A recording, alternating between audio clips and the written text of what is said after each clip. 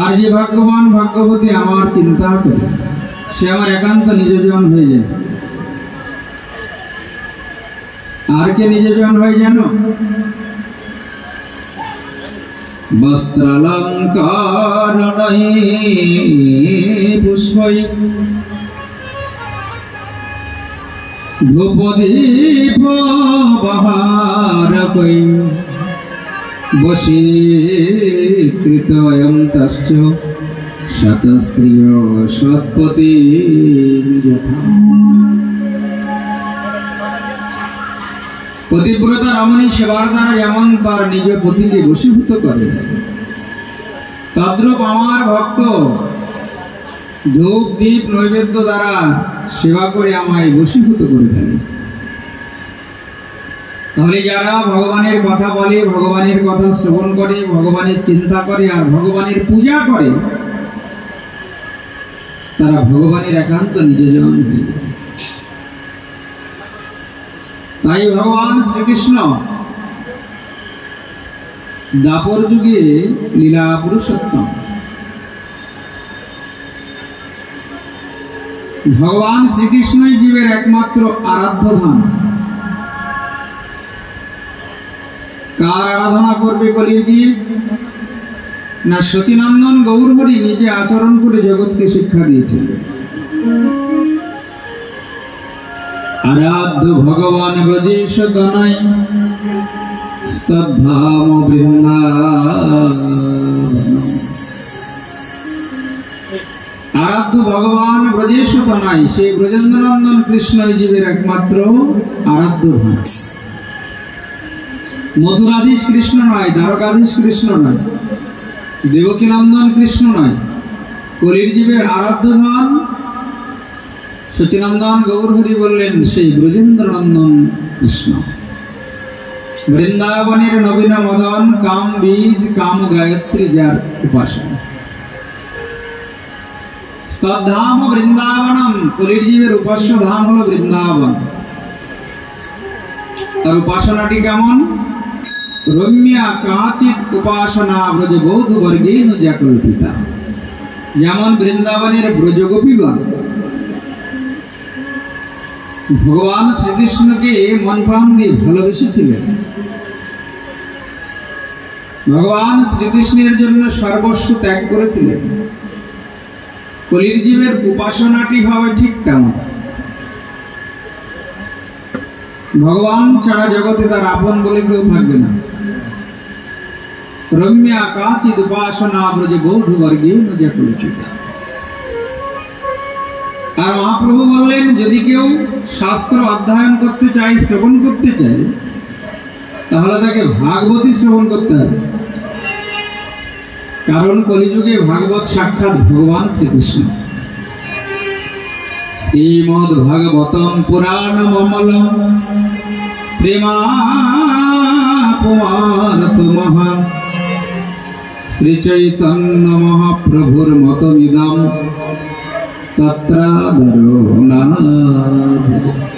আর অন্য কিছু আদর করবে না, অন্য কোনো শাস্ত্র অধ্যয়নের প্রয়োজন নাই। শ্রীমদ্ ভাগবতী আস্বাদন করে। কারণ কলির জীবের পরমায়ু খুব কম। সত্য যুগে যারা জন্ম নিয়েছিল তাদের আয়ু ছিল 1 লক্ষ বছর। হাজার হাজার বছর তারা তপস্যা করে ধ্যান করে ভগবানকে লাভ করতেন। ত্রেতা যুগ এলো, একটা শূন্য কমে পরমায়ু হলো জীবের 10,000 বছর। তারা বহুদিন যজ্ঞ করে ভগবানকে লাভ করত। তারপরে দাপর যুগ এলো, আরো একটা শূন্য কমে জীবের পরমায়ু হলো 1000 বছর। দাপর যুগে মানুষ সেবা পূজা করেই ভগবানকে লাভ করত। কিন্তু কলিযুগে আরো একটা শূন্য কমে গিয়ে পরমায়ু হলো 100 বছর। তাই অনন্ত শাস্ত্রম বহু বেদিতব্যম স্বল্পশ্চ কাল ও বহু বিঘ্নতাচ। কলির জীবের কাল অর্থাৎ জীবনের পরমায়ু সময় খুব কম, আবার বহু বিঘ্নতা আছে, বাধা বিপত্তির শেষ নাই। সংসারে সমস্যার ঢেউ কখনোই শেষ হবে না। তাহলে কি করে উদ্ধার হবে কলির জীব? তখন বললেন যৎসারভূতম তৎউপাসিতব্যম, সারগ্রাহী হতে হবে। কলিযুগে জন্ম নিয়ে জনম ধন্য করতে হলে তাকে সারগ্রাহী হতে হবে। যেমন রাজহংস সারগ্রাহী, দুধ আর জল একত্রে মিশিয়ে দিলে রাজহংস কিন্তু দুধটাই পান করে। তদ্রূপ যে ভাগ্যবান ভাগ্যবতী কলিযুগে সারগ্রাহী হতে পারে তার জনম ধন্য হয়। মহাপ্রভু বললেন অখিল শাস্ত্র সমূহের সার এই শ্রীমদ্ ভাগবত মহাপুরাণ।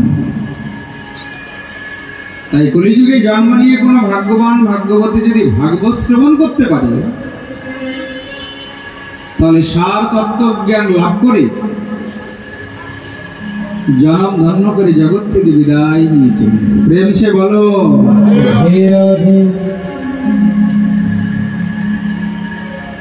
শ্রীমদ্ ভাগবতম পুরাণ মমলম প্রেমাপমার্থ মহান। কারণ জীবের সম্বন্ধ হলো ভগবান শ্রীকৃষ্ণ, অভিধেয় ভগবানের সেবা ভক্তি, আর প্রয়োজন হলো কৃষ্ণ প্রেম লাভ।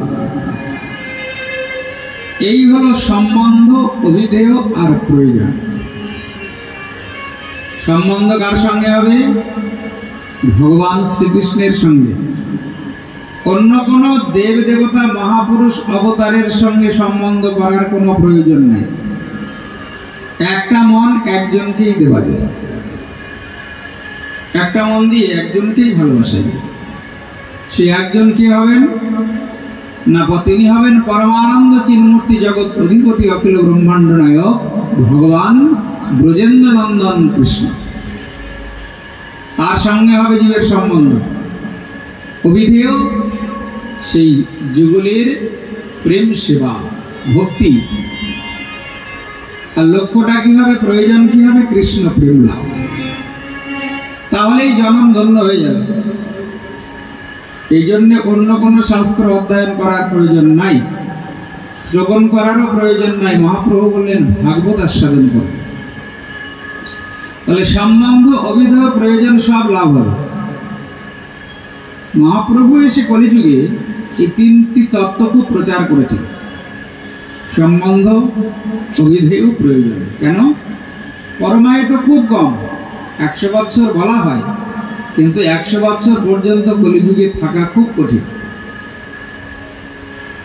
খুব কঠিন 100 বছর জগতে থাকা। তাই সারগ্রাহী যদি কেউ হতে পারে তাহলে কলিযুগে জন্ম নেওয়া সার্থক হবে। আর এই সার তত্ত্ব কথাই এই শ্রীমদ্ ভাগবতে মহর্ষি কৃষ্ণ দ্বৈপায়ন বেদব্যাস বর্ণন করেছেন।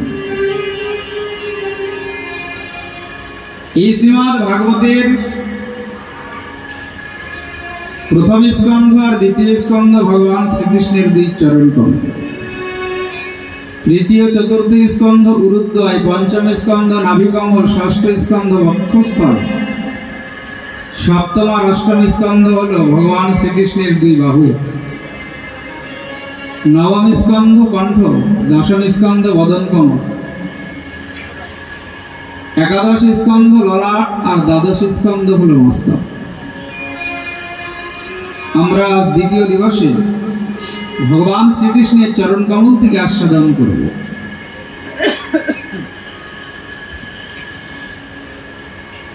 তো মঙ্গলাচরণে নৈমিষারণ্যে সুত গোস্বামী শৌনকাদি মুনিগণকে ভগবান শ্রীকৃষ্ণের তত্ত্ব কথা শ্রবণ করাচ্ছে। ভগবান শ্রীকৃষ্ণের স্বরূপ কি? ভগবান হলেন সচ্চিদানন্দ ঘন বিগ্রহ, যার কখনো জন্মই হয় না। জন্মাদস্য যতন্নয়াদিতরত স্বর্থেশ ভিঙ্গ সরাট তেনে ব্রহ্ম হৃদয় আদি কবরে মুহন্তি যৎসুর, যিনি অনাদিরাদি গোবিন্দ সর্বকারণের কারণ। আমাদের তো জন্ম হয় আবার মৃত্যু হয়, মৃত্যুর পরে আবার জন্ম হয়, আবার মৃত্যু হয়, কিন্তু ভগবান শ্রীকৃষ্ণ তেমন নয়, যার কখনো জন্মই হয় না। তিনি অনাদি, জন্মাদস্য যত অন্যয় আদি, যার থেকে এই জগতের সৃষ্টি স্থিতি ও প্রলয় হয়ে থাকে। এই ব্রহ্মসূত্রের দ্বিতীয় সূত্র। প্রথম সূত্র হলো অথাত ব্রহ্ম জিজ্ঞাসা, আর ব্রহ্মসূত্রের দ্বিতীয় সূত্র হলো জন্মাদস্য যত, যার থেকে এই জগৎ সৃষ্টি হয়েছে, আর যার ইচ্ছাতেই বিষ্ণু পালন করেন, যার ইচ্ছাতেই সংহার হয়ে থাকে শিবের দ্বারা। তেনে ব্রহ্ম হৃদয় আদি কবয়ে, আদি কবয়ে ব্রহ্মণে হৃদয়, যিনি সংকল্প মাত্রই ব্রহ্মাকে তত্ত্বজ্ঞান প্রদান করেছিলেন। ওই জন্যই ভগবানকে চিনতে অনেক দেবতাগণ ভুল করে ফেলে। শুধু দেবতাগণ নয়, অনেক তত্ত্বদর্শী মহাপুরুষও ভগবানকে চিনতে পারে না। ভগবান আসলে কেমন? অনেকে বলে ভগবান নিরাকার। নিরাকার মানে কোনো আকার নেই, আবার নিরাকার মানে জলের মতো। নির মানে জল, জল যে পাত্রে রাখা হয় সেই পাত্রেরই আকার ধারণ করে। কোন একটা লাল পাত্রে জল রাখলে মানে হবে জলটা লাল, সবুজ পাত্রে রাখলে মানে হবে সবুজ। তদ্রূপ ভগবান নিরাকার। ভগবান আসলে কেমন? যার মন যেমন। বদন্তি তত্ত্ববিদস তত্ত্ব যজ্ঞান মহোদয়ম ব্রহ্মেতি পরমাত্মেতি ভগবান ইতি সদ। বদন্তি তত্ত্ববিদস তত্ত্ব জ্ঞান যজ্ঞানম অদ্বয়ম। সে অদ্বয় তত্ত্ব, একই পরম তত্ত্ববস্তু জ্ঞানীর কাছে হয়ে যায় ব্রহ্ম, যোগীর কাছে হয়ে যান পরমাত্মা, ভক্তের কাছে হয়ে যান ভগবান। ভগবান আসলে কেমন? যার মন যেমন। তাকে যে যেমন ভাবে দেখে ভগবান তার কাছে তেমন হয়েই দর্শন দেয়, তেমন ভাবেই দর্শন দেয়। ওই জন্যে অনেকে ভুল করে ফেলে, মরুভূমির মরীচিকার মতো ভুল করে। তেজ বারুনিদাম যথা বিনিময় যত্র ত্রিসর্গম মৃষা। মরুভূমিতে গিয়ে পথিক যদি জল অন্বেষণ করতে থাকে, যেমন ভুল করে মরীচিকাকে জল মনে করে, তদ্রূপ ভগবানকে চিনতে গিয়ে অনেকে ভুল করে ফেলে। কেউ বলছে কালী ভগবান, কেউ বলছে শিব ভগবান, কেউ বলছে ব্রহ্মা ভগবান, কেউ বলছে বিষ্ণু ভগবান, কেউ বলছে রাম ভগবান, কেউ বলছে মৎস্যকূর্ম, বারাহ, নৃসিংহ আদি সব ভগবান। আসলে মূল ভগবানকে, মূল ভগবান যার থেকে সব অবতার সৃষ্টি হয়েছে, যার থেকে বিশ্ব সৃষ্টি হয়েছে, যার ইচ্ছায় ব্রহ্মা জীবগণ সৃষ্টি করেছে, যার ইচ্ছায় বিষ্ণু পালন করেন, যার ইচ্ছায় শিব সংহার করেন, সেই অনাদিরাদি গোবিন্দ হলেন ভগবান শ্রীকৃষ্ণ। বলো কৃষ্ণচন্দ্র ভগবান কি। সে ভগবানকে কিভাবে চেনা যায়, চেনার উপায়? তো ভাগবত বললেন সেই ভগবানকে চিনতে গেলে আগে নিজেকে চিনতে হয়। ব্রহ্মা সেন সদা নিরস্ততুঃ সত্যম পরম ধীর। ভগবান হলেন সত্যের স্বরূপ, আগে ছিলেন, এখন আছেন, পরেও থাকবেন, যিনি নিত্য শাশ্বত সনাতন পুরুষ, অবিনাশী অবিনশ্বর, যার কখনো জন্ম মৃত্যু নাই, তিনি অনাদিরাদি গোবিন্দ। সেই পরম সত্য বস্তু হলো ভগবান শ্রীকৃষ্ণ। সত্যম পরম ধীমহি। সেই ভগবানকে চিনতে গেলে আগে নিজেকে চিনতে হবে। আমি কে? আমি কি এই জগৎ সংসারের কাউরি আপনজন? আমার পরিচয়টা কি? আমার পরিচয়টা আমি কি কাউরি বাবা, কাউরি মা, কাউরি বোন, কাউরি ভাই? এটা কি আমার নিত্য পরিচয়? চোখ বন্ধ করলেই তো এইসব পরিচয় মুছে যাবে। তাহলে আমার আসল পরিচয় কি? আমার আসল পরিচয়, আমি হলাম ভগবান শ্রীকৃষ্ণের দাস। জীবের স্বরূপ হয় কৃষ্ণের নিত্য দাস। ভগবান হলেন প্রভু, আমি তার সেবক, আমি তার দাস। ভগবান বিভু চৈতন্য, আমি হলাম অনুচৈতন্য জীবাত্মা। আর ভগবান অংশী, আমি হলাম অংশ।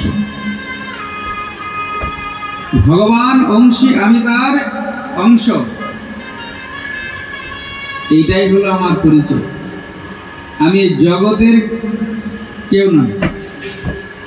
এ তো কটা দিনের জন্য মায়ার কারণে সংসারে আপন মনে হচ্ছে। এগুলি সব নকল পরিচয়। কিন্তু আমার আসল পরিচয়, আমি ভগবানের দাস, ভগবানের অংশ। মমই বংশ জীবলোকে জীবভূত সনাতন। প্রত্যেকটা জীব আমারই অংশ। ভগবান গীতায় নিজে বলেছে, কেউ আমার পর নয়, সব আমার অংশ, আমারই সন্তান। আমি হলাম জগৎ পিতা। তমেব মাতা চ পিতা তমেব, তমেব বন্ধুশ্চ সখা তমেব, তমেব বিদ্যা দ্রবিণাম তমেব, তমেব সর্বম মম দেব। এই হলো ভগবানের সঙ্গে জীবের সম্বন্ধ। ভগবান জন্ম জন্মান্তরের পিতা, জন্ম জন্মান্তরের মাতা, জন্ম জন্মান্তরের বান্ধব, জন্ম জন্মান্তরের সখা। ভগবান জন্ম জন্মান্তরের আপন ধন। দ্রবিণ মানে ধন, সম্পদ। তমেব সর্বম মম দেব দেব। তুমি আমার জীবনের সর্বস্ব ধন। তুমি ছাড়া জগতে আমার আপন কেউ নেই। জগৎ সংসারে যাদের আপন মনে হয় সব স্বার্থের বন্ধন। যতক্ষণ স্বার্থ আছে ততক্ষণ এই সংসারে ভালোবাসা আছে। প্রেম সে বলো। নিঃস্বার্থ ভাবে জগতে কেউ কাউকে ভালোবাসে না, কিন্তু ভগবান নিঃস্বার্থ ভাবে ভালোবাসে। কিন্তু উদাহরণ, একটু লাইট জ্বালালে ইলেকট্রিক বিল দিতে হয়, পাখা চালালে ইলেকট্রিক বিল লাগে। আর যে ভগবান অপরান্ত আলো বাতাস দিচ্ছে, তার জন্য তো বিল চাইছে না। মাটির নিচ থেকে জল উঠছে, জল পান করে তুমি জীবন ধারণ করছো। জলের অপর নাম জীবন। জলটাকে রেখে, মাটির নিচে জলটা রেখেছে। আলো বাতাস জল অযাচিত ভাবে ভগবান দান করছে, তার জন্য কিছু দিতে হচ্ছে না। কিন্তু এই জগৎ সংসারে স্বার্থ ছাড়া, বিনিময় ছাড়া কোনো সম্বন্ধ, কোনো ভালোবাসা হয় না। নিঃস্বার্থ ভালোবাসা একমাত্র ভগবানের সঙ্গে হয়। প্রেম সে বলো। এছাড়া কোথাও নিঃস্বার্থ ভালোবাসা। ভগবানকে খুশি করার জন্য কিছু দিতে হবে না। 2 ফোঁটা নয়নের জল দিলেই হবে, কিচ্ছু দিতে হবে। এই জগৎ সংসারে কাউকে তুমি নয়ন জল দিয়ে খুশি করতে পারবে? তোমার নয়ন জলে কেউ খুশি হবে? কিন্তু ভগবান কিচ্ছু চাই না, শুধু 2 ফোঁটা নয়ন জল দিলেই খুশি। জল তুলসীর সম কৃষ্ণের ঘরে নাহি ধন, আত্মা বেচি করেন কৃষ্ণ ঋণীর সুধন। একটু জল তুলসী দিলে ভগবান নিজেকে দান করে দেন। বলো, এর মতো আপন জগতে আর কি আছে? কিচ্ছু লাগবে না ভগবানকে খুশি করতে। সে কিছু চাই না। কি দেবে তুমি? জগতে আসার সময় কি এনেছো তাকে দেওয়ার জন্য? যা কিছু তার সৃষ্ট জগৎ থেকেই তো তুমি গ্রহণ করেছো, নিয়েছো। একটা ফুল দেবে, সেটাও তো তার আলো বাতাস জলে গাছে ফুটছে। একটা ফল দেবে ভগবানকে, সেটাও তো তার আলো বাতাস জলে গাছে ফল ধরছে। কি দেবে? তোমার দেবার মতো কি আছে? ভগবানকে দেওয়ার মতো ভক্তের আছে শুধু নয়ন জল। দেবার মতো অবিরত আমার আছে শুধু নয়ন জল। আমি জানাই তোমার ওগো প্রাণের ঠাকুর, আমি জানাই তোমায় ওগো প্রাণের ঠাকুর। আমার আর যা কিছু সবই গরল, দেবার মতো অবিরত শুধু নয়ন জল। দেবার মতো অবিরত আছে শুধু নয়ন জল। ওই ভগবান হলেন সত্যস্বরূপ, সত্যম পরম ধীমহি। সেই সত্যই হলো ধর্ম। ত্রেতা যুগে ধর্মের 4টি চরণ ছিল: সত্য, দয়া, শৌচ আর তপস্যা। যারা সত্য যুগে জন্ম নিয়েছিল তাদের ওই সত্য যুগে অধর্ম বলে কিছু ছিল না। যেই ত্রেতা যুগ এলো, ধর্মের একটা চরণ কমে গেল। 1 গুণ অধর্ম, 3 গুণ ধর্ম থাকলো। যেই দাপর যুগ এলো, আর একটা অধর্ম হল।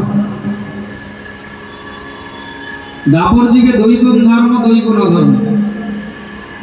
কলিযুগ এলো, অধর্মের পাল্লা ভারী হয়ে গেল। কলিযুগে 1 গুণ ধর্ম তো 3 গুণই অধর্ম। কলিযুগে দয়া নেই, তপস্যা নেই, শৌচ নেই। ধর্মের 3টি চরণ কলিযুগে নেই। একটা মাত্র চরণ সত্যের উপরে কলিযুগে ধর্ম দাঁড়িয়ে আছে। কেউ যদি মিথ্যার আশ্রয় নেয়, এই প্রকৃতির নিয়মেই সে ধরা পড়ে যাবে। প্রেম সে বলো। অসত্য মিথ্যার আশ্রয় নিলে ধরা পড়ে যাবে, আর সত্যকে আশ্রয় করে থাকলে কলিযুগে ধর্ম পালন হয়। কলিযুগে সত্যই হলো ধর্ম। তাই এই ভাগবত ধর্ম হলো সত্য ধর্ম। ভাগবত ধর্মই জীবের একমাত্র ধর্ম।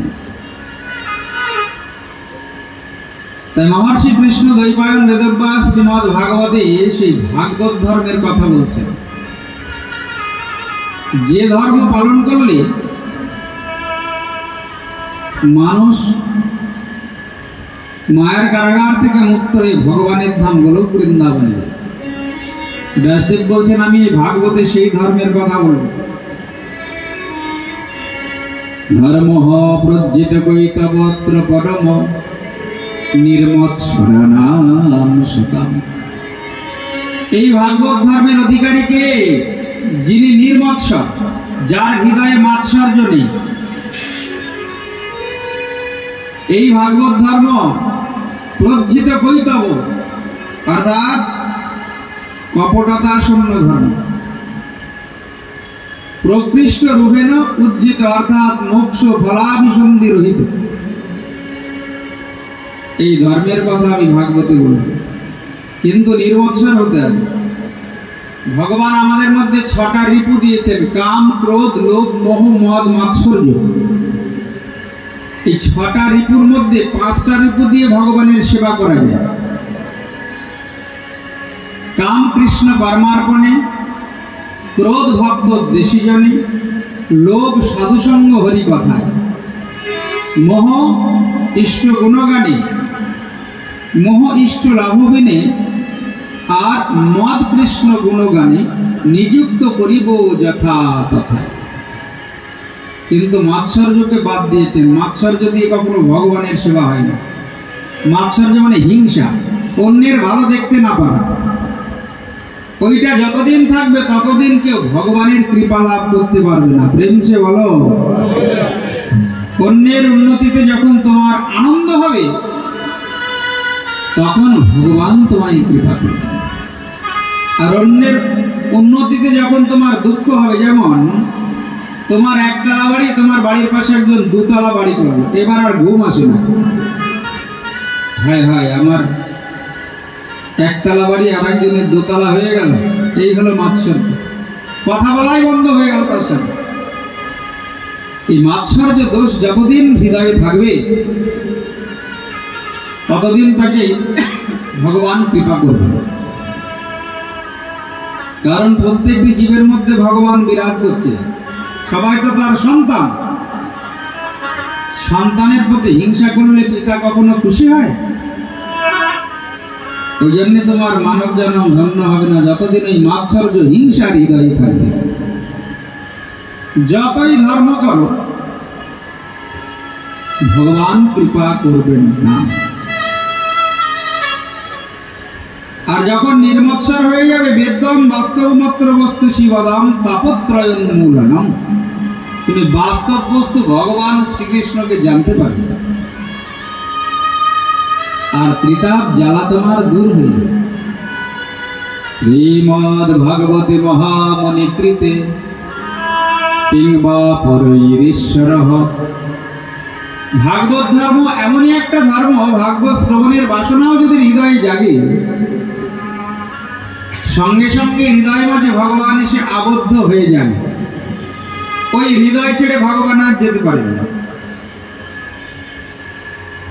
এমন একটি গ্রন্থ, এমন একটি শাস্ত্র এই শ্রীমদ ভাগবত। কিংবা পরৈরীশ্বরই। তো ব্যাসদেব বলছেন, আর অন্য কোন শাস্ত্রের প্রয়োজনটা কি? কিছু প্রয়োজন নাই। তুমি যদি ভাগবত শ্রবণ করার বাসনাও হৃদয়ে করো, আমি ভাগবত শ্রবণ করতে যাব, সঙ্গে সঙ্গে সদ্য হৃদ্য অবরুদ্ধতে পৃথিবী শুশ্রূষভিস্তৎসনাৎ, ভগবান হৃদয় মাঝে এসে আসন পেতে বসে যায়, তার কথা শ্রবণ করে। ওই জন্য ভাগবত শ্রবণকারী হৃদয় ছেড়ে ভগবান কখনো যেতে পারেন না। এমনই একটি গ্রন্থই ভাগবত মহাপুরাণ। এই যে নিগম কল্পতরুর গলিতম ফলম, নিগম কল্পতরুর গলিতম ফলম সুখমুখাদ অমৃত দ্রব সংযুতম। নিগম মানে বেদ। এই ভাগবত কি? বেদরূপী কল্প বৃক্ষের সুপরিপক্ক ফল।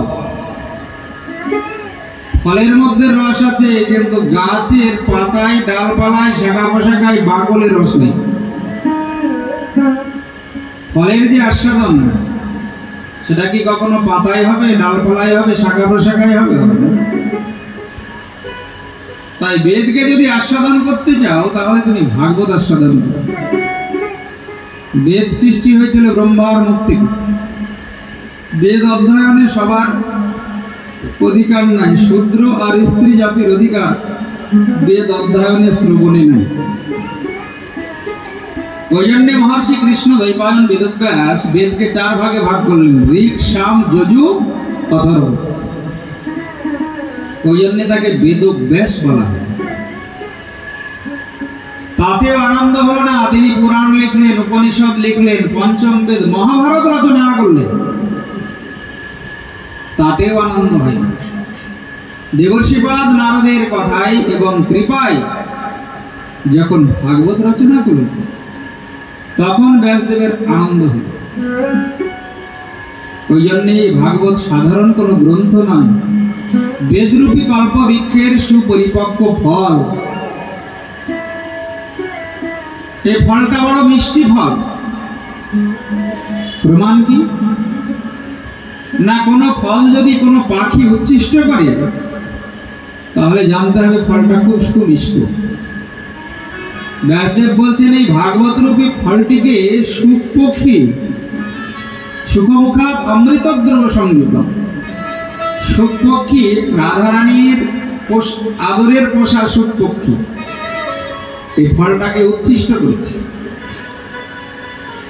ওই জন্য গ্যারান্টি নিশ্চিত এই ফলটা মিষ্টি, সুখমুখাত অমৃতদ্রব সংযুত। তাই হে ভক্তগণ, এই ভাগবত রূপী ফলটিকে পান করতে থাকুন।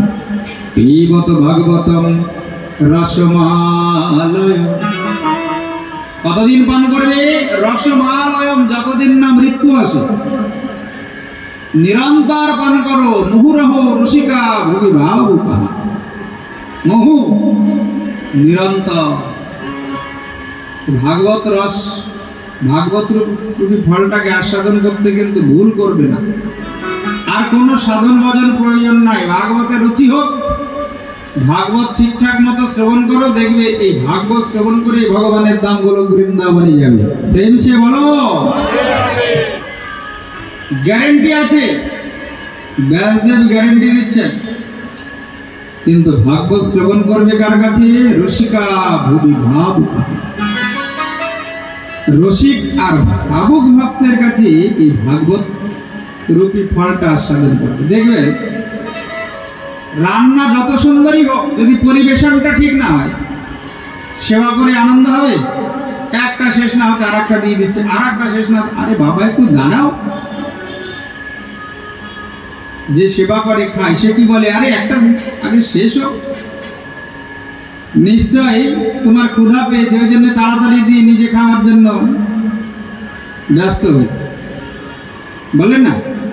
রান্না যতই ভালো হোক, ভাগবত রূপী ফল যতই সুন্দর হোক, যিনি পরিবেশন করাবেন বা যিনি পরিবেশন করবেন, যার মুখ থেকে ভাগবত তুমি আস্বাদন করবে, সে যদি রসিক না হয় আর ভাবুক না হয়, তাহলে কিন্তু এই ফলটা ঠিকঠাক পান করাতে পারবে না। রান্না যতই ভালো হোক, পরিবেশনটা ধীরে ধীরে যদি করে, তাহলে কেউ শান্তি আছে। একটা দিয়ে খাওয়া হলো, প্রথমে শুক্তা, তারপরে ডাল, তারপরে লাবড়া, আগেই যদি বলে চাটনিটা নিয়ে নাও, ভালো লাগবে? পরিবেশন করতে জানেন। পরিবেশনের যদি পরিপাটি থাকে, আস্বাদনটাও সুন্দর হয়। ব্যাসদেব বলছেন, যার কাছেই আস্বাদন করবে ভাগবত রূপী ফল, সে যেন রসিক আর ভাবুক হয়। রসিকা ভুবি ভাবুকা। তো ভক্তগণ প্রশ্ন করলেন, আচ্ছা ব্যাসদেব, আপনি বলছেন ফল, আবার বলছেন পান করো। ফল কখনো পান করা যায়? পান করা যায় তো জল, পান করা যায় রস। ফল কি করে পান করো? ফল তো খাই, ফল তো সেবা করে। ব্যাসদেব বলছেন, দেখো আমি যে ফলের কথা বলছি, এই ফলটা কিন্তু রসালো ফল। এখানে গুটলিও নাই, এখানে খোসাও নেই, শুধু রসই রস। এখানে কোনো আটি নেই, আবার খোসা নেই, এটা রসে ভরা।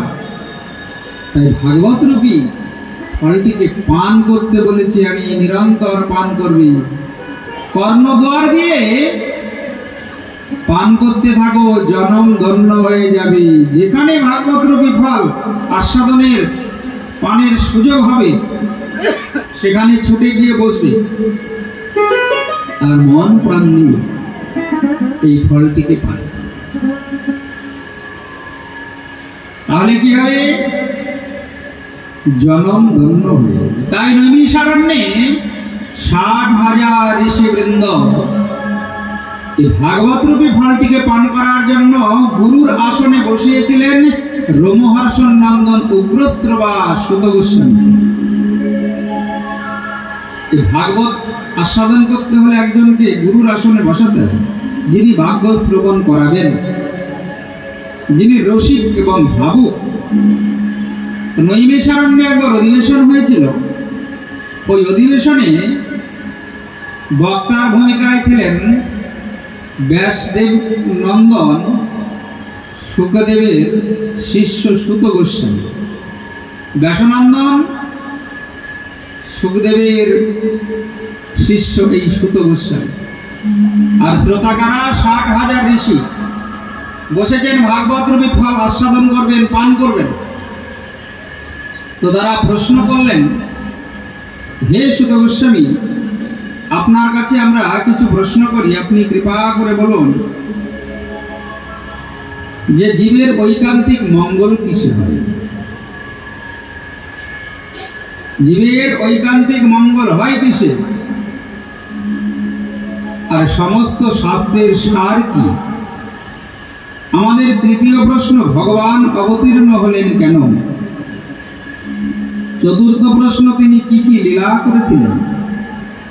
পঞ্চম প্রশ্ন, তিনি কোন কোন অবতারে কি কি কর্ম করেছেন?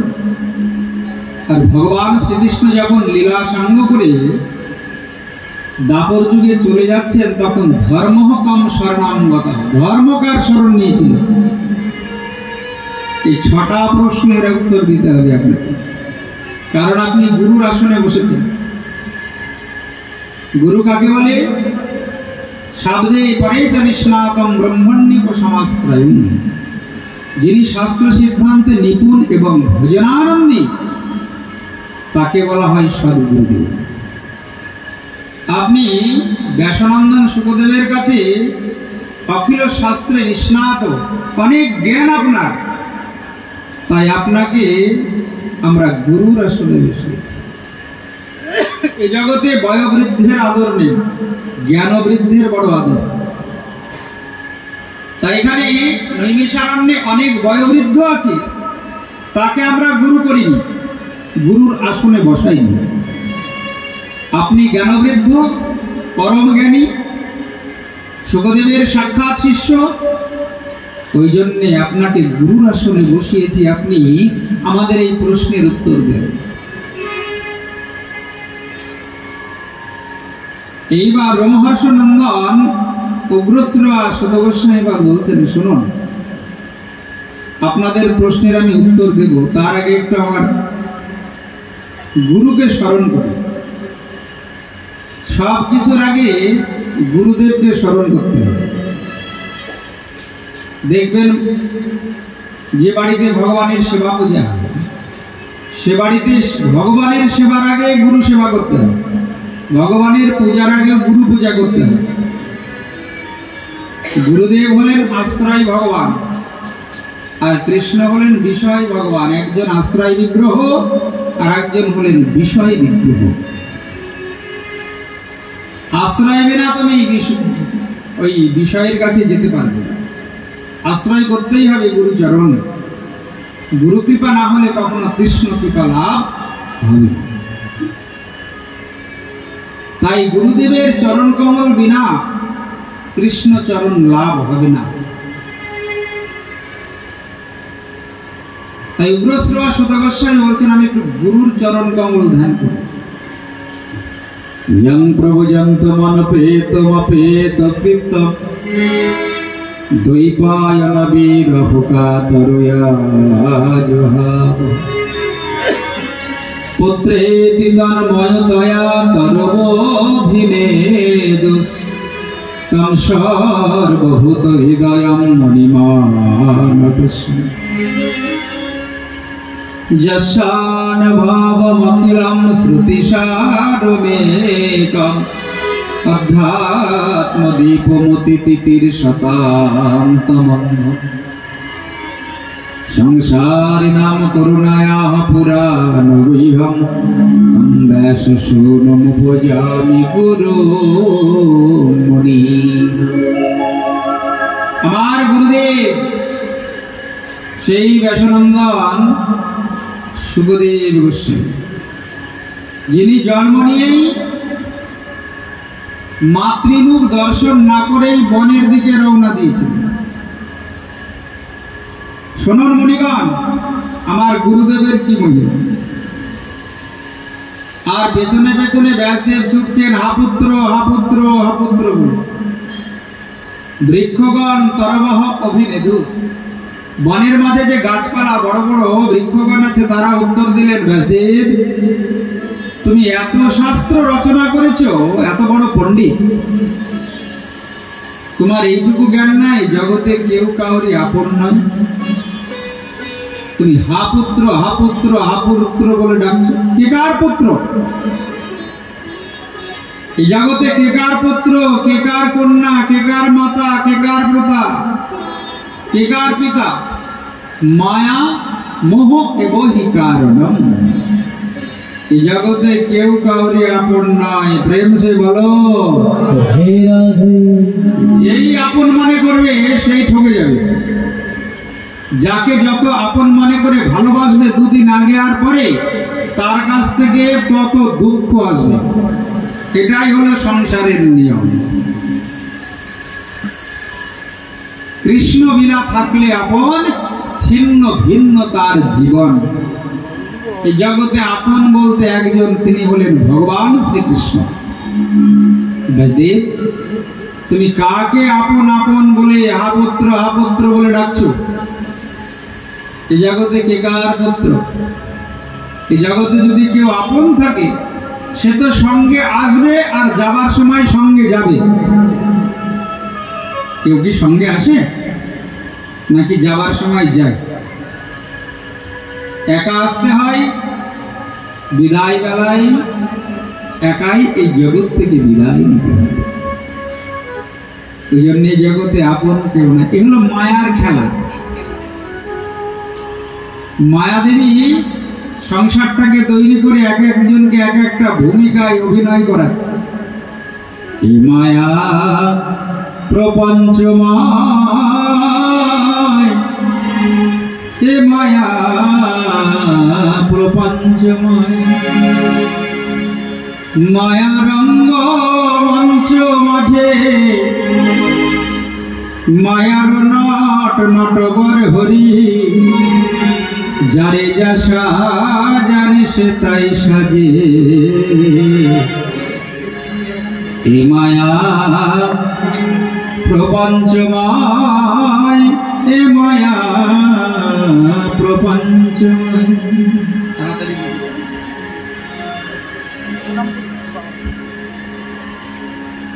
মায়ার ভৌরঙ্গ মঞ্চ মাঝে মায়ের নট নটবর হরি, যারে যা সাজান সেটাই সাজে। কেউ পিতা সেজেছে, কেউ মাতা, কেউ ভাই, কেউ বন্ধু, কেউ আত্মীয়। এক একজন এক একটা ভূমিকায় এই মায়ার রঙ্গমঞ্চ মাঝে অভিনয় করছে। যেমন যাত্রা দলে এক একজন এক একটা সাধু।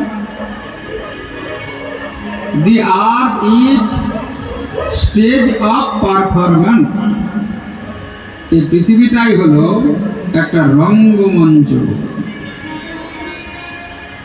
যার যখন হতেছে সঙ্গ রঙ্গভূমির অভিনয়,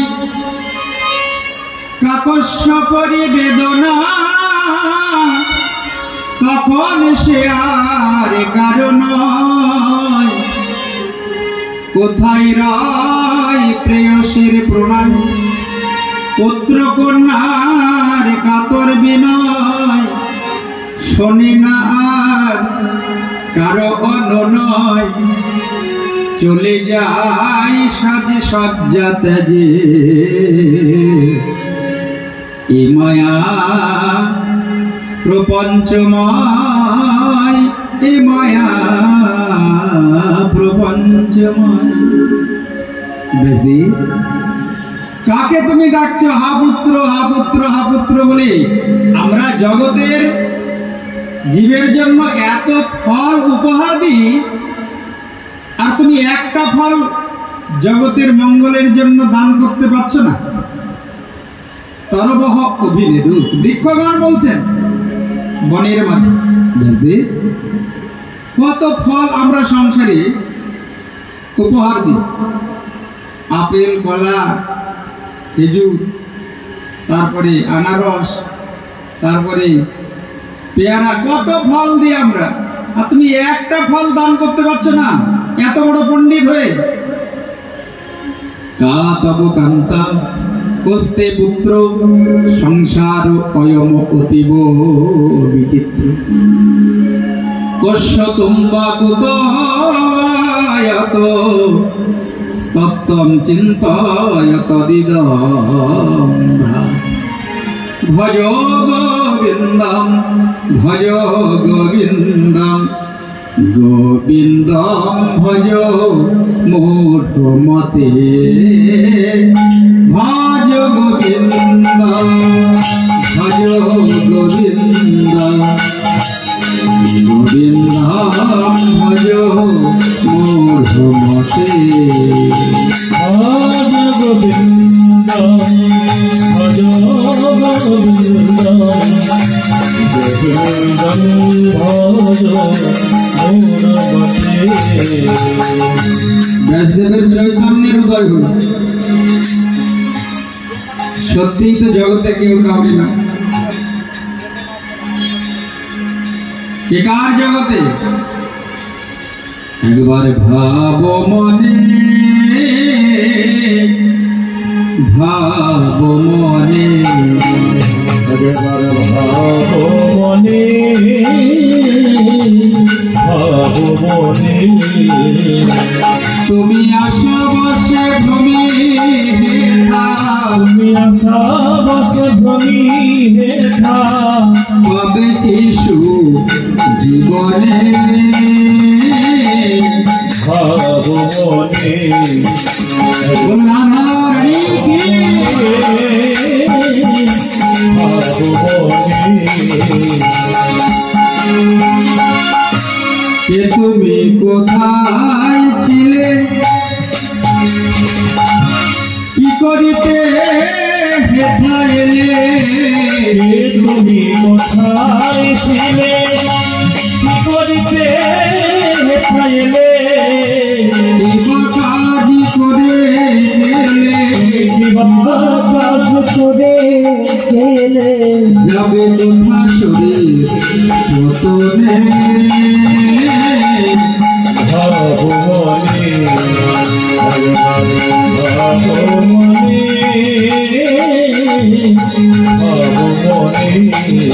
তুমি কোথায় ছিলে, কেন এলে এই জগতে? আমরা এসেছি কেন এই জগতে? বাড়ি ঘর তৈরি করতে, ভালো ফ্ল্যাট কিনতে, নাকি ব্যাংক ব্যালেন্স করতে? কি জন্য এসেছি? মানব জন্ম কেন হয়েছে? এই মানব জন্ম হয়েছে ভাগ্য শ্রবণের জন্য। ওই জন্যে ভাগ্য শ্রবণে জন্ম সার্থক হয়। মানব জন্ম হয়েছে ভগবানের নাম করার জন্য, ওই জন্যে ভগবানের নাম করলে জন্ম ধন্য হয়।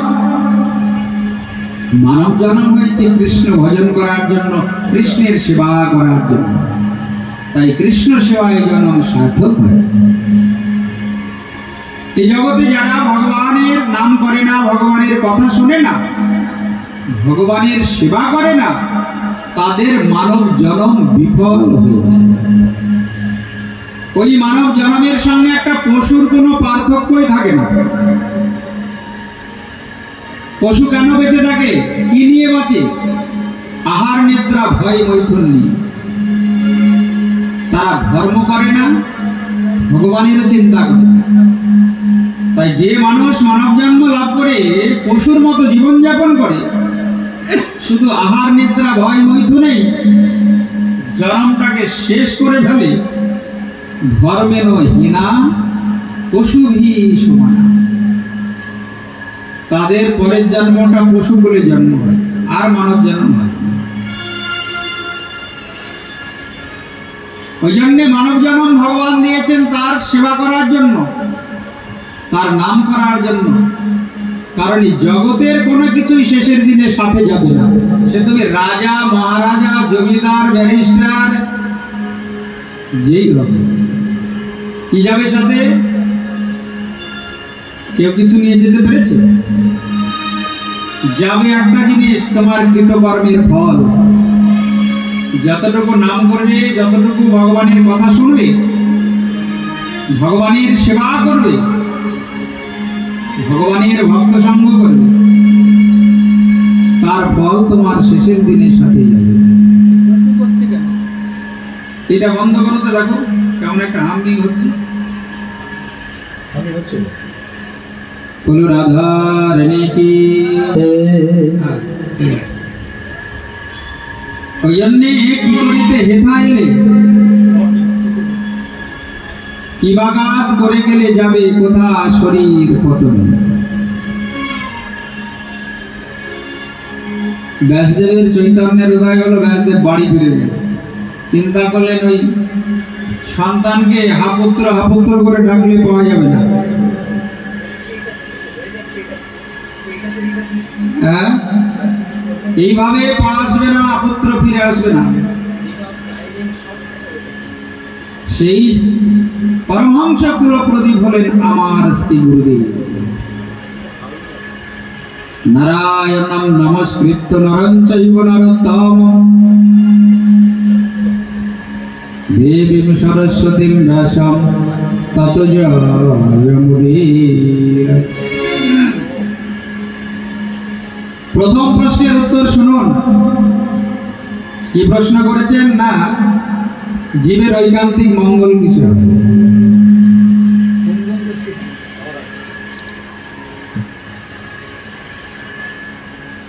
জীবের ঐকান্তিক মঙ্গল হয় ইন্দ্রিয়ের দ্বারা ইন্দ্রিয়াধিপতি ভগবানের সেবায়। সাউন্ড ঠিক হয়নি, টাইট করে আমি বুঝছি।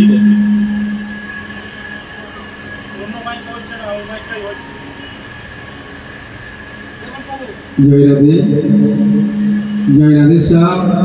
এত লেকচার হচ্ছে, রিগল টাইম লাগবে না।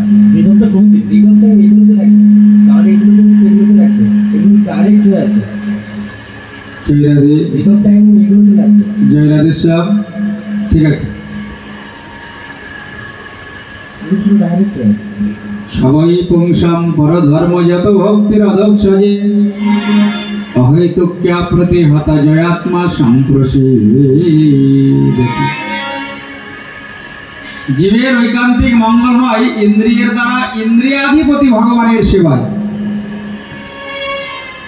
এক কথায় উত্তর দিয়ে দিলেন। সে জগতে কেউ অমঙ্গল চায় না, সবাই মঙ্গল চায়, সবাই নিজের ভালো চায়। কিন্তু নিজের মঙ্গল কিসে হয়? কোনো কিছুতেই জগতে মঙ্গল হয় যদি না ভগবানের চরণে ভক্তি হয়, যদি না ভগবানের সেবা হয়। কোনো কিছুতে জীবের মঙ্গল হয় না। যতই মন দিয়ে সংসার করো, ভগবানের সেবা পূজা চিন্তা বাদ দিয়ে শেষের দিনে বড় একটা শূন্য পাবে। যেদিন জগৎ থেকে বিদায় নেবে, মন দিয়ে সংসার করে সন্তান আদি লালন পালন করে যাবার বেলায় বড় একটা শূন্য পাবে। এই পরিশ্রমের কিচ্ছু মূল্য নেই। এত পশুরাও করছে, আহার নিদ্রা ভয় মৈথুন সন্তান লালন পালন,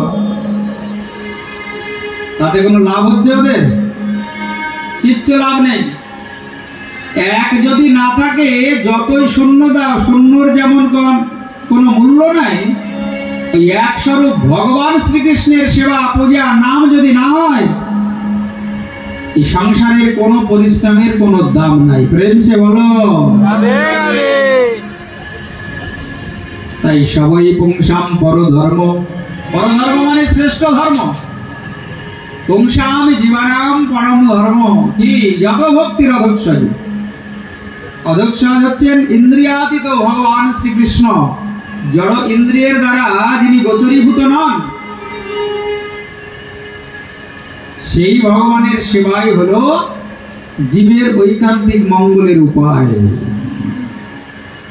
যেন কেন প্রকারের মানব কৃষ্ণে নিবেশ হয়, যে কোনো ভাবে তোমাকে ভগবানের চরণ কমলে মন দিতেই হবে।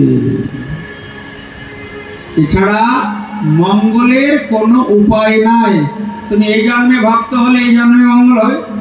যদি মনে করে এই জন্মে ভক্ত হলে না, ভাবলে এত পয়সা ভগবান দিয়েছে, ভোগ করি, খাই দাই, ঘুমাই, গাড়ি চড়ে ঘুরে বেড়ায়, আবার এই মানব জন্ম লাভ করতে 80 লক্ষ জন্ম ভ্রমণ করতে হবে, আবার মানব জন্ম হবে। ওই জন্মে যদি আবার সাধুগুরু বৈষ্ণবের কৃপায় ভগবানের ভজন করো, তাহলে জন্মটা ধন্য হবে, আর না হলে ওই জন্মটাও বিফল হয়ে যাবে। এই জন্মে হোক আর লক্ষ জন্ম, কোটি জন্ম পরে হোক, তোমাকে ভগবান শ্রীকৃষ্ণের চরণে শরণ নিতেই হবে। এই জন্মে যদি শরণ নাও, তাহলে জন্মটা ধন্য হয়ে যাবে। আর যদি মনে করো না, দেখি আর কিছুদিন যাক, আর কিছুদিন যাক, এই করতে করতে ভালো হরি হরি বল হয়ে গেল, বাস তোমার মানব জন্ম বিফল। রামকৃষ্ণ দেব ওই জন্য কথামৃততে বলেছেন, ওহে সংসারী জীব, ভোগ করো কিন্তু যোগটা যেন ঠিক থাকে। সংসারে এসেছে মায়ার কারাগার, তো কর্মফল ভোগ করতে, কর্মফল ভোগ করো, কিন্তু যোগটা যেন ঠিক থাকে। এই সংসারে যে যেমন কর্ম করে এসেছে আগের জন্মে, তার আগের জন্মে, তার আগের জন্মে, সেই কর্মফল অনুযায়ী ভোগ করছে। দেখা যাচ্ছে অল্প বয়সে সন্তান হারা হয়ে গেল মা,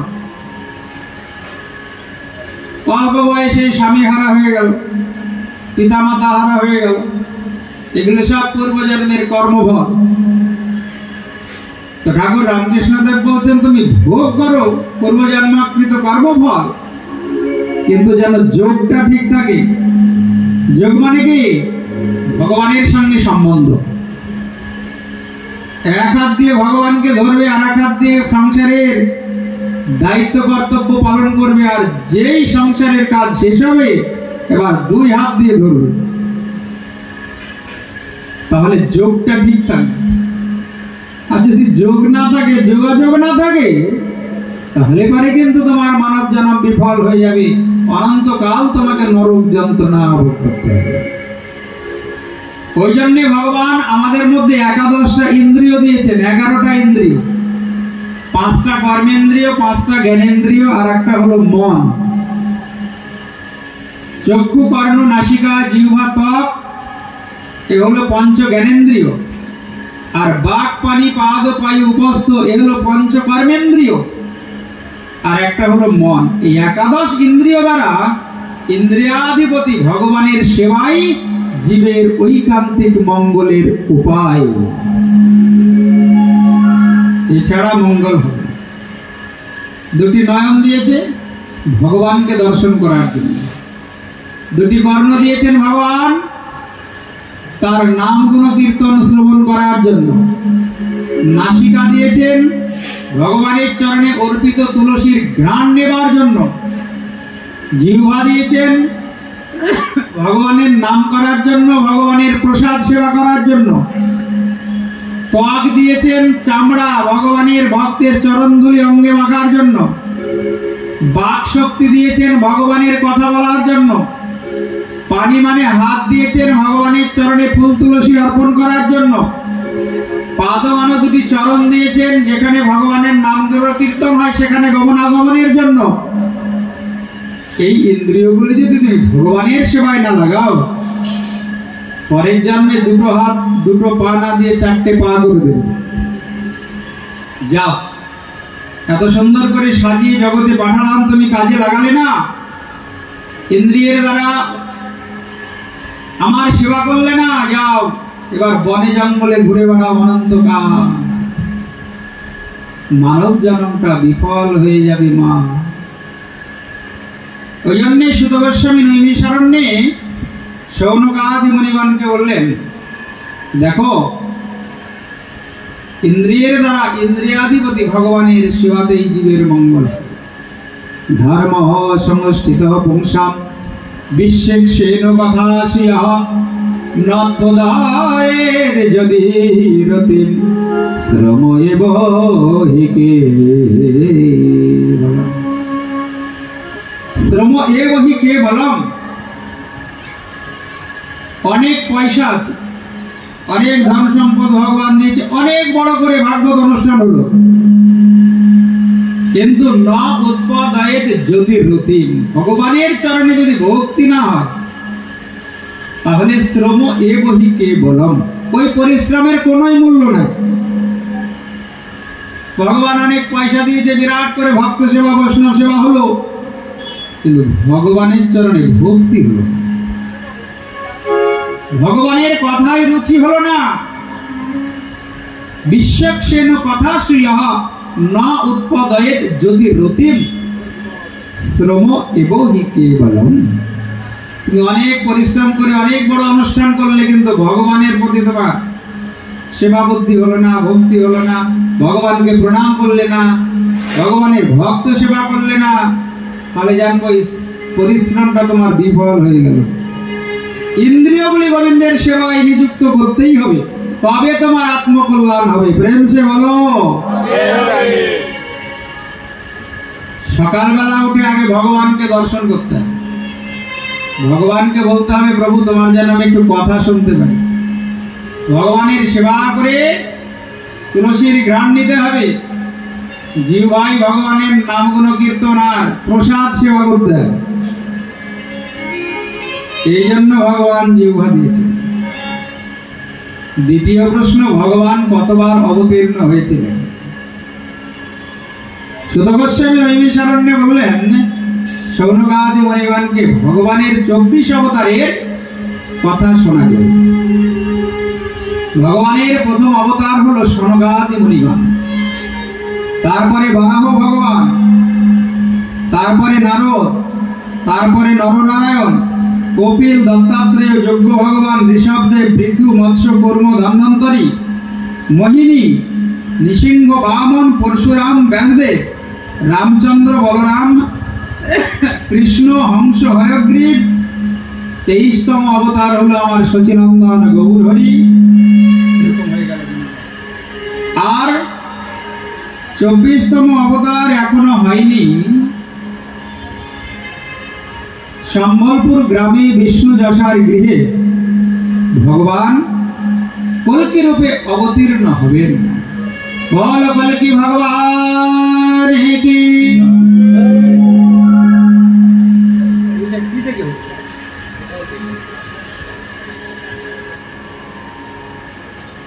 তাই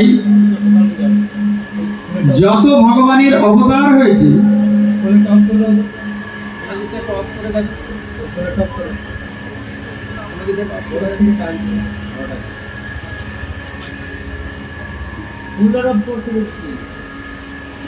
ভগবানের যত অবতার তার মধ্যে সর্বশ্রেষ্ঠ হলেন ভগবান শ্রীকৃষ্ণ অবতার। এতে চংশ কলাহ পংশ কৃষ্ণস্তু ভগবান স্বয়ং। সব অবতার কিন্তু স্বয়ং ভগবান নয়,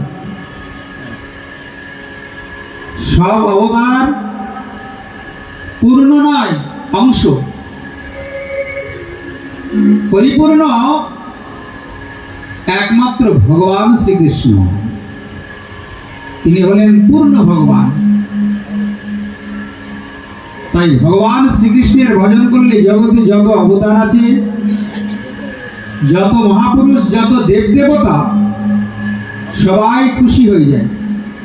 কৃষ্ণ ভক্তি আছে যার, সর্বদেব বন্ধু তার। তাই জীবের একমাত্র আরাধ্য ধন হলো ভগবান শ্রীকৃষ্ণ। সুত গোস্বামী অবতারের কথা বললেন। শৌনকাদি মুনিগণ প্রশ্ন করলেন, আচ্ছা এই ভাগবত কিভাবে জগতে নেমে এলো, কৃপা করে আমাদের বলুন। আপনি বললেন ভাগবত ভগবানের বাঙ্ময়ী মূর্তি, সাক্ষাৎ ভগবান শ্রীকৃষ্ণ। তাহলে ভাগবত জগতে কলির জীবকে উদ্ধার করার জন্য কিভাবে সৃষ্টি হলো? আমাদের এই তৃতীয় প্রশ্ন। সমস্ত শাস্ত্রের সার আপনি বললেন ভাগবত, এই ভাগবত জগতে এলো কিভাবে? সুত গোস্বামী বললেন, দেখো,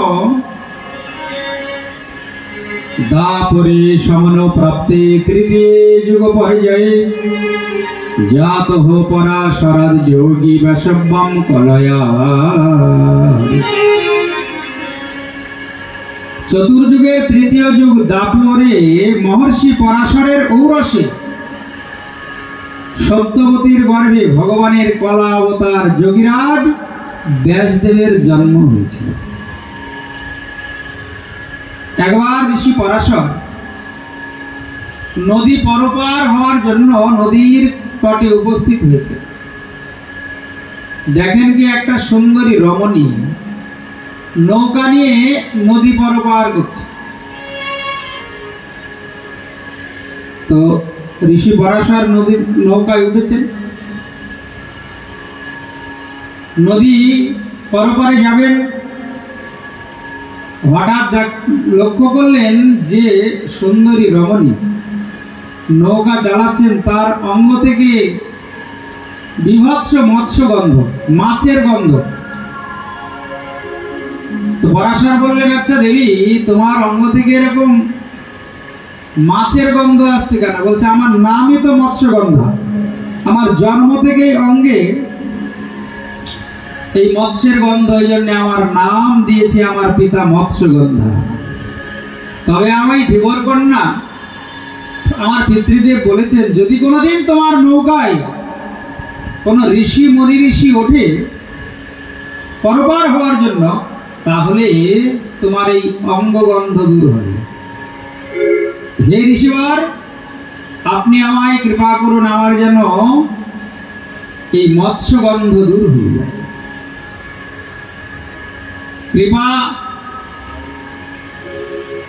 পূর্বক আপনি আমায় একটু আশীর্বাদ করুন। শুনেছি ঋষি মনি ঋষির জীবনটা বড় উপকারের জন্য, আপনি আমায় কৃপা করুন। সঙ্গে সঙ্গে কৃপাশ্রী মূর্তি ওই পরাশর ঋষি হাতে নদীর জল নিয়ে মন্ত্রপুত করে ওই কন্যার উপরে ছড়িয়ে দিলেন। সঙ্গে সঙ্গে মৎস্যগন্ধা পদ্মগন্ধায় পরিণত হলো। প্রেম সে বলো। ঋষি মনি ঋষি ভগবানের কাছে যদি কোনো প্রার্থনা করে, ভগবান সেটা শুনতে বাধ্য। পদ্মগন্ধা হয়ে গেল ওই মৎস্যগন্ধা, অঙ্গ থেকে সুন্দর পদ্ম ফুলের গন্ধ এসে আসছে। একে তো সুন্দরী, কিন্তু ঋষি পরাশরের সঙ্গে কথোপকথন করতে করতে দুজনের মধ্যে প্রণয় বন্ধন উপস্থিত হল। প্রীতি বন্ধনে আবদ্ধ হয়ে গেল দুজন। পরাশর ঋষির মতো ঋষি, মাতৃশক্তি জগতে বড় বলবান। বড় বড় ঋষি মনি ঋষিও এই মাতৃশক্তির কাছে পরাজিত হয়েছে। মাতৃশক্তির বিরাট ক্ষমতা। কোন একটা মা যদি মনে করে তার স্বামীকে ভক্ত বানাবে, ভক্ত বানিয়েই ছাড়বে। কিন্তু কোন স্বামী যদি মনে করে তার স্ত্রীকে ভক্ত করবে, পারবে না।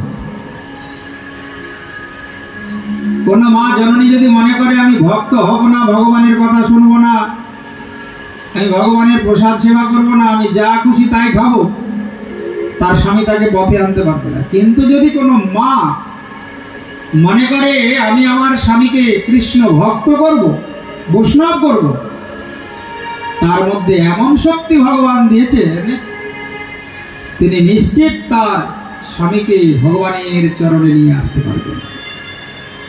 মাতৃশক্তির জগতে বড় ক্ষমতা। ভাগবতে উদাহরণ আছে। বিশ্বামিত্র মুনি 60,000 বছর হিমালয়ের গুহায় তপস্যা করেছিলেন। ইন্দ্র চিন্তা করলেন, বিশ্বামিত্র যদি এইরকম কঠোর তপস্যা করে তাহলে তো আমার ইন্দ্রপদ নিয়ে নেবে। 60,000 বছরের তপস্যা নষ্ট করার জন্য এক অপ্সরাকে পাঠিয়েছিলেন দেবরাজ ইন্দ্র, যাও বিশ্বামিত্রের ধ্যান ভঙ্গ করো, তপস্যা নষ্ট করো। বাস, এক অপ্সরা গিয়ে 60,000 বছরের তপস্যা শেষ করে দিয়েছিল। 60,000 বৎসরের তপস্যা নষ্ট করেছিলেন। তাই মাতৃশক্তির বড় ক্ষমতা। ওই জন্য পরাশরের মন ধীরে ধীরে কথোপকথন করতে করতে দুর্বল হয়ে গেল। ওই মৎস্যগন্ধার আর একটা নাম ছিল সত্যবতী। প্রণয় বন্ধনে আবদ্ধ হয়ে একটা কুয়াশাচ্ছন্ন দ্বীপে তাদের মিলন হয়। আর এই কুয়াশাচ্ছন্ন দ্বীপে মিলন হলে যে পুত্র জন্ম হয় তার নামই হলো শ্রীমদ্ ভাগবতের রচয়িতা মহর্ষি কৃষ্ণ দ্বৈপায়ন বেদব্যাস। একদিন ব্রহ্মনদ্যম অর্থাৎ ব্রহ্মনদের তটে একটি আশ্রম, ব্রহ্মনদ্যম সরস্বত্যম আশ্রম পশ্চিম তটে। ব্রহ্মনদের তটে একটি কুটির নির্মাণ করেছেন, যার নাম সৌম্যাপ্রাস নামক আশ্রম, ব্যাসদেবের আশ্রম। ওই ব্যাসদেব আশ্রমে বসে চিন্তা করছেন, আমি তো অনেক শাস্ত্র রচনা করেছি। ওদিকে পুরাণ, 18টি পুরাণ, উপনিষদ, মহাভারত, আমি বেদকে বিভাজন করেছি 4 ভাগে, ঋক, সাম, যজু, অথর্ব। তাহলে আমার মনে শান্তি নেই কেন? মনে কেন আনন্দ না? মনের আনন্দটাই আসল আনন্দ গোমা। অনেক টাকা পয়সা, বিষয়, বৈভব আছে, কিন্তু মনে আনন্দ নেই, মনে সুখ নেই। জানবে সে সব চাইতে বড় দুঃখী। কিন্তু পর্ণ কুটির, তার মধ্যে বাস করে সে মনের আনন্দে ভগবানের চিন্তায় ডুবে আছে, সে জানবে সব চাইতে সুখী। ব্যাসদেব চিন্তা করছেন, আমি এত শাস্ত্র লিখলাম, আমার মনে কেন কোনো আনন্দ হয় না? হঠাৎ সেখানে দেবর্ষিপাদ নারদ এসে উপস্থিত হলেন। নারদ বললেন, ব্যাসদেব, তোমার মনে আনন্দ হবে কি করে? তুমি তো অনেক শাস্ত্র রচনা করেছো, কিন্তু ন তথা বাসুদেবস্য মহিমা অনুবর্ণিত। কোন শাস্ত্র গ্রন্থের মধ্যে ভগবানের লীলা রচনা করনি, লীলা কথা নাই। সব জায়গায় শুধু উপদেশ। যেমন গীতা, গীতায় কি আছে? ভগবানের লীলা আছে। যৎ করসি যদস্নাসি যজ্জোষি দদাসি যৎ যৎ তপস্যসি কন্তেও তৎপুরুষ মদার্পণম। এই যে উপদেশ, হে অর্জুন, তুমি যা কিছু করবে সব তার ফল আমাকে দান করো। এইরকম উপদেশ দিয়েছে শুধু। ওতে কি আনন্দ হবে? গীতা পাঠ করলে কি আনন্দ হবে? ওটা তো শুধু ভগবানের উপদেশ, এটা করো, ওটা করো, ওটা করো, ওটা করো। জং জং ভাপি স্মরং ভাবম ত্যাজতন্তে কলেবরম তম তমে বৈতিকন্তে সদা তদ ভাব ভাবিত। মৃত্যুর সময় যে যা চিন্তা করে দেহ ত্যাগ করবে অর্জুন, মৃত্যুর পরে সেই জন্মই হবে। এইসব জ্ঞান দিয়েছে গীতা। কিন্তু কোথাও রাসলীলা আছে, বাল্যলীলা আছে, মাখন চুরি লীলা আছে?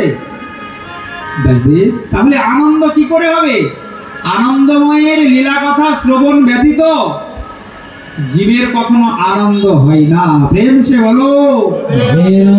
কারণ ভগবান শ্রীকৃষ্ণ হলেন পরমানন্দ চিরমূর্তি, জগৎ অধিপতি, অখিল ব্রহ্মাণ্ড নায়ক, আনন্দ ঘন বিগ্রহ। আনন্দ পেতে হলে ভগবান ব্রজেন্দ্রনন্দন কৃষ্ণের লীলা কথা শ্রবণ করতে হবে, লীলা কথা বর্ণন করতে হবে। দেখো, আমি আনন্দে আছি কেন জানো? আমি পূর্বজন্মে দাসীপুত্র ছিলাম। নারদ বলছেন, আমার মা এক জমিদারের বাড়িতে কাজ করতেন। আমার যখন 5 বছর বয়স, মায়ের আঁচল ধরে আমি জমিদারের বাড়ি যেতাম। জমিদারের ধনও ছিল, মনও ছিল। ওই গৃহস্থ জমিদার প্রত্যেক বছর ভগবানের উৎসব অনুষ্ঠান করতেন। কেন না, শাস্ত্রে আছে, যদি গৃহস্থ ভগবানের সেবা না করে, ভক্ত সেবা না করে, তাহলে সংসার ধর্ম পালন করার পরেও তাকে অনন্তকাল নরক যন্ত্রণা ভোগ করতে হবে। ভগবান আলো বাতাস জল দিয়ে তোমায় বাঁচিয়ে রেখেছে, চলার শক্তি দিয়েছে, বলার শক্তি দিয়েছে। তার শক্তিতেই তুমি ধন উপার্জন করছো, তাহলে কিছু ধন অর্থ টাকা পয়সা তুমি ভগবানের সেবায় খরচা করবে না? ভাগবতে বলা আছে 10%, 1 লাখ টাকা উপার্জন হলে তোমাকে 10,000 টাকা ভগবানের সেবার ভক্ত সেবার জন্য আলাদা করে রাখতে হবে, না হলে বিত্তস্বার্থ দোষ হবে। ওই বিত্তস্বার্থ দোষে তোমাকে নরক যন্ত্রণা ভোগ করতে হবে। যদি 10 লাখ টাকা ইনকাম হয় বছরে, তোমাকে 1 লাখ টাকা কিন্তু গোবিন্দ সেবায় ভক্ত সেবায় খরচা করতে হবে, না হলেই ধন অশুদ্ধ হয়ে যাবে। তো নারদ বলছেন, আমার মা যে গৃহস্থের গৃহে দাসীবৃত্তি করতেন, ওই গৃহস্থ পরম ভক্ত ছিল, তাই প্রত্যেক বছর তার গৃহে অনেক সাধুর আগমন হতো, আর আমি মায়ের সঙ্গে গিয়ে সেই সাধু সেবা সুযোগ পেতাম। বলতে সাধুরা যখন বাড়ি থেকে চলে যেত, তখন আমি সাধুদেরকে করজোড়ে প্রার্থনা করে বলতাম, হে বৈষ্ণব ঠাকুর, আপনারা কৃপা করুন, আমার যেন কৃষ্ণ ভক্তি লাভ হয়। সাধুরা আমার মাথায় হাত দিয়ে আশীর্বাদ করতেন। পূর্বজন্মের কথা বলছেন নারদ। সাধুদের আশীর্বাদে আমি আজকে ভক্ত হয়েছি, ভগবানের নাম গুণ কীর্তন করার সৌভাগ্য লাভ করেছি। একদিন আমার মা এই জমিদারের গাভী দহন করতে গিয়ে, গাভীর দুগ্ধ দহন করতে গিয়ে সর্পদংশনে মৃত্যুবরণ করলো, মায়ের মৃত্যু হলো। আমি ভগবানকে বললাম, প্রভু, এই জগতে তো মা ছাড়া আমার কেউ নাই, তুমি তাকেও নিয়ে নিলে, কারণ তোমার ইচ্ছা ছাড়া কিছু হয় না। তুমি তো রাখিবে যারে, কেতারে মারিতে পারে, তব ইচ্ছা বশ ত্রিভুবন। তোমার ইচ্ছায় জীবের মরণ, তোমার ইচ্ছায় জীবের জীবন। তুমি যদি মনে করো কাউকে রাখবে, সে থাকবে, আর তুমি যদি কাউকে ডাক দাও, যদি আসে ডাক্তার, কি করিবে ডাক্তার? ডাক দিলে আর এই জগতের কোনো ডাক্তার আর তাকে রাখতে পারবে না। প্রেম সে বলো। তুমি যখন আমার মাকে নিয়ে নিলে, ভালোই হয়েছে, কারণ তোমার যখন আমি নাম করতে বসি, চিন্তা করতে বসি, তখন আমার মায়ের কথা মনে পড়ে, এখন আর কাউরি কথা মনে পড়বে না। হে বাসুদেব, আমি ভগবানকে মনের কথা জানিয়ে সোজা বনে চলে গেলাম। বনে গিয়ে এক মনে প্রাণে আমি ভগবানের চিন্তা করা শুরু করলাম। দেখা দাও ও দয়াময়, দেখা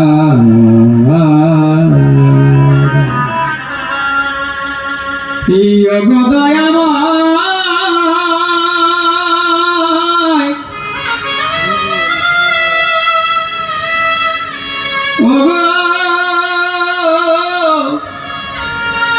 প্রেমময়, দেখা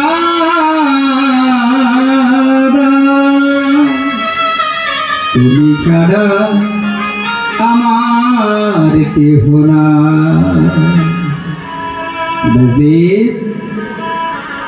হঠাৎ ওই বনের মাঝে ভগবান আমায় ঝলক দর্শন দিলেন। ঝলক দর্শন দিয়ে অন্তর্হিত আমি বললাম, প্রভু, আমার যে নয়নের স্বাদ মেটেনি, তোমায় দর্শন করি, আর একটা আমার দেখা। আকাশবাণী হলো, বৎস, এই জন্মে তুমি আর আমার দর্শন পাবে না, পরের জন্মে ব্রহ্মার পুত্র আমার একান্ত নিজজন ভক্ত হয়ে জন্ম নেবে, তোমার নাম হবে দেবর্ষিপাদ নারদ।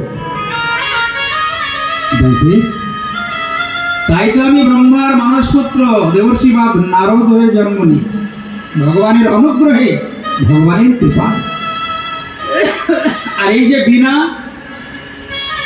এই বীণাটা ভগবান আমায় দিয়েছে। দেবদত্ত মীমা বীণা, দেবদত্ত মীমা বীণা, ইমাম বীণাম দেবদত্তম। সার ব্রহ্ম বিভূষিতা সার ব্রহ্ম বিভূষিতা তুমি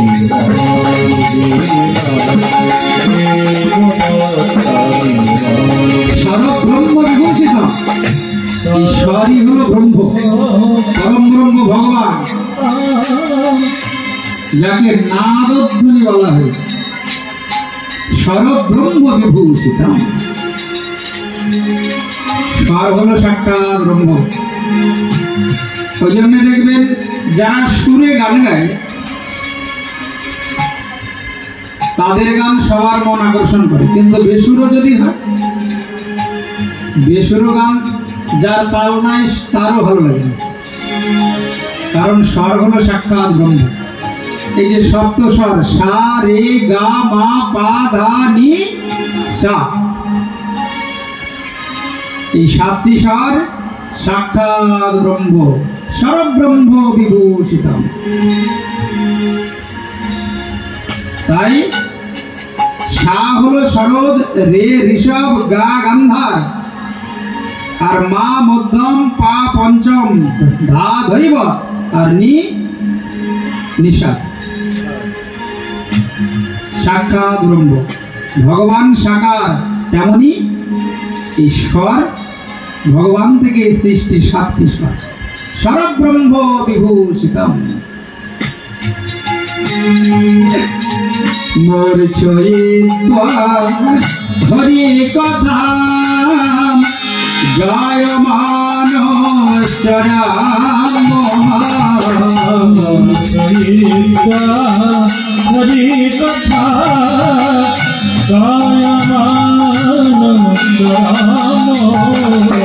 এই সাতটি স্বরের দ্বারা বিনা যন্ত্রে আমি ভগবানের কথা গুণমহিমা কীর্তন করে ত্রিভুবনে বিচরণ করি আর আনন্দের সাগরে ডুবে থাকি। ব্যাসদেব কেউ যদি আনন্দ পেতে চায়, আনন্দময় ভগবান শ্রীকৃষ্ণের গুণমহিমা কীর্তন করতে হবে, কিন্তু স্বরে, কারণ সরব্রহ্ম বিভূষিতম, সুরে আর কি। বেসুর হলে আনন্দ হবে না। যদি সুরে ভগবানের নাম গুণ কীর্তন করে তাহলে পরে ভগবান তাড়াতাড়ি কৃপা করবে। গানই সর্বশ্রেষ্ঠ সাধনা। গানের মতো শাস্ত্র, সঙ্গীতের মতো শ্রেষ্ঠ সাধনা না, না লাগে ফুলচন্দন। গানই সর্বশ্রেষ্ঠ সাধনা, গানের মতো শ্রেষ্ঠ সাধনা নাই। নাহি লাগে ফুলচন্দন, মন্ত্রতন্ত্র লাগে না, গানই সর্বশ্রেষ্ঠ সাধনা, কিন্তু সুরে হতে হবে। বেসুর গান ভগবানেরও পছন্দ না। ভগবান প্রকট হয়ে গেলেন নিধুবনে স্বামী হরিদাসের সঙ্গীত শ্রবণ করে। তানসেনের গুরুদেব ছিলেন স্বামী হরিদাস। তার জীবনে সংকল্প ছিল, আমি গান গাইব একমাত্র ভগবানকে শোনানোর জন্য, জগতের কোনো মরণশীল জীবকে শ্রবণ করাবো না আমার সঙ্গীত। এই প্রতিজ্ঞা করে নিধুবনে বসে বসে ভগবানকে গান শোনাতেন। আর ভগবান বৃন্দাবনে গোচারণে এসে ওই নিধুবনে গিয়ে স্বামী হরিদাসের গান শুনতেন। অনেক দিন হয়ে গেল ভগবানকে গান শোনানো। একদিন চিন্তা করছেন, প্রভু তোমার কি দর্শন হবে না?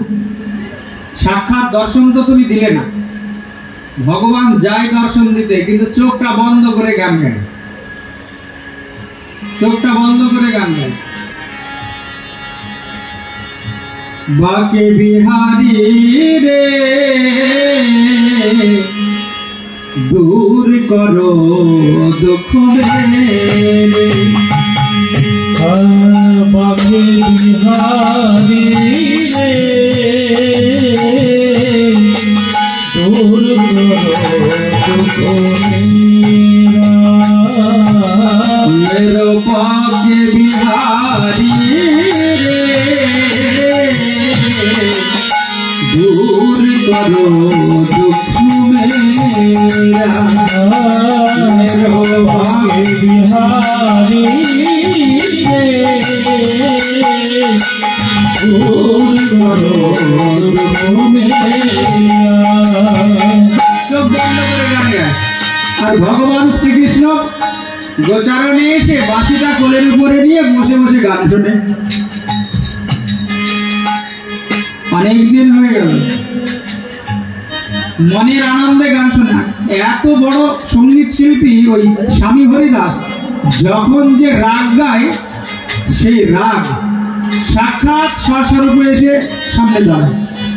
যখন মেঘ রাগ গায়, মেঘ আকাশে মেঘ ওঠে, বৃষ্টি শুরু হয়। যখন অগ্নি রাগ গায়, অগ্নি শুকনো গাছের পাতায় আগুন ধরে যায়। আর ভগবান ছুটে এসে সেই সঙ্গীত শোনে। একদিন চিন্তা করছেন, এতদিন তোমায় গান শোনালাম প্রভু, তোমার কি দর্শন হবে না? এইভাবে নিদ্রাচ্ছন্ন হয়েছেন। ভগবান বললেন, হরিদাস, আরে তুমি যেখানে বসে গান গাও তার পাশেই তো আমি আছি। একটা বৃক্ষতলে তৃণ আচ্ছাদিত হয়ে আছি, ব্রজবাসীদের ডেকে তুমি আমার ওই বিগ্রহ প্রতিষ্ঠা করবে, নাম রাখবে বাঁকে বিহারী। পরের দিন ব্রজবাসীদের ডেকে এই লতা পাতা সরিয়ে রাখে সুন্দর বিগ্রহ। সাক্ষাৎ ভগবান স্বামী হরিদাসের দ্বারা প্রকট হলেন। ওই জন্যে নাম হলো বাঁকে বিহারী। 3 জায়গায় বাঁকা, তো কোথায় কোথায় বাঁকা? ঘাটটা বাঁকা, কোমর বাঁকা, চরণ বাঁকা। ওই জন্য নাম হলো বাঁকে বিহারী। তাই সঙ্গীত সর্বশ্রেষ্ঠ সাধনা। ওই জন্য দেখবেন ভগবানকে ভোগ দেওয়ার পরে ভোগ আরতি কীর্তন করা হয়। কীর্তন করলে ভগবানের সেবাটা সুন্দর হয়। আবার ভোরবেলায় উঠেই মঙ্গল আরতি কীর্তন করা হয়, সন্ধ্যাবেলায় সন্ধ্যা আরতি কীর্তন করা হয়। বৃন্দাবনে দেখেছি অনেক মন্দিরে শয়ন আরতি কীর্তন আছে, যেটা আমাদের বাংলায় প্রচার কম। ভগবানকে রাত্রের ড্রেস করিয়ে, শয়ন ড্রেস শৃঙ্গার করিয়ে এবার গান গাইতে গাইতে শয়ন দিচ্ছে। অনেক মন্দিরে দেখেছি গান গাইতে গাইতে ভগবানকে শয়ন দিচ্ছে। ভগবান গান শুনতে শুনতে ঘুমায়, গান শুনতে শুনতে সেবা করেন, গান শুনতে শুনতে তিনি খেলা করেন, গান শুনতে শুনতে ঘুম থেকে ওঠেন। ওই জন্য ভগবানের সঙ্গীত বড় প্রিয়। তাই নারদ বলছেন, দেখো আমি এই বিনা যন্ত্রে গান গাই আর ত্রিভুবন বিচরণ করি, আনন্দে থাকি। কি গান গাই যেন? হে নাথ নারায়ণ হরি, হে নাথ নারায়ণ হরি, হে নাথ নারায়ণ হরি। জয় গোপাল